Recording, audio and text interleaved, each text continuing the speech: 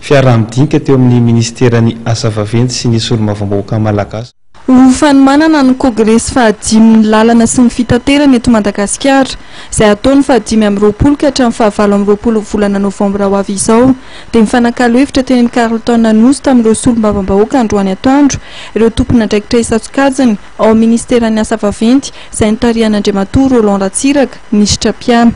Nivoatra tamin'izany indrindra ny fanamboaran-dalana sy ny fikojakojana ny lalana maro manerana Madagasikara. Nitondra ny etaetany ihany koa ireo solombavambahoaka izay samy niara-ny aiky fa anisan'ny antoka ho amin'ny fampandrosoana ny lalana. Ireo solombavambahoaka ireo dia matetika mampamboana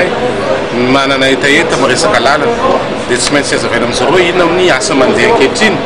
inona ny asa ho avy ary inona mahatonga anay tsy afaka nanao ny asa sasany izay nangatahana. Dia izay izao fiaraha-miasa izao mahafinaritra ary irenao io ngamba ny tenin'ny député tsirairay eo dia mankasitraka izy ilay fiarahana ary indrindrandrindra amin'ilay congrès de la route izay karakaraina. Tsy congrès ny Roland Ratsiraka io sanatria ny vava dia nilena, tsy congrès ny ministère io sanatria ny vava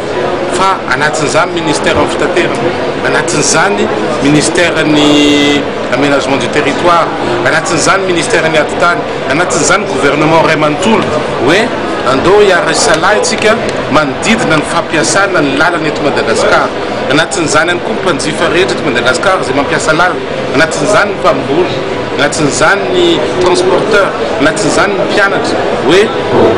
ity no avy Madagasikara zao ny situation antsika mpamatsy vola raisam-pirenena antsoina daholo hoe tsy ampy ilay volanay mila ampina ary misaotra an'izareo satria nahazo vola 2 millions d'euros zao tsika mihoatra dia izay ho ampiasainao amin'ny RN44 vao Ambatondrazaka. Hitanao raha vao mihetsika zany raha vao manao zavatra mba miteny avoavo kokoa ny taloha dia misy vokatra hita ary azo trapahitanana. Dia anatin'izany fiantsonany maire rehetra eto Madagasikara dia iarahana amin'izareo hoe entonareo daholo ny maire rehetra dia izay tanàna misy vato dia inona mahatonga tanàna misy vato tsy manao lalana nefa ny afaka manao pavé dia izay zany ny ampitaina eto dia ampiara.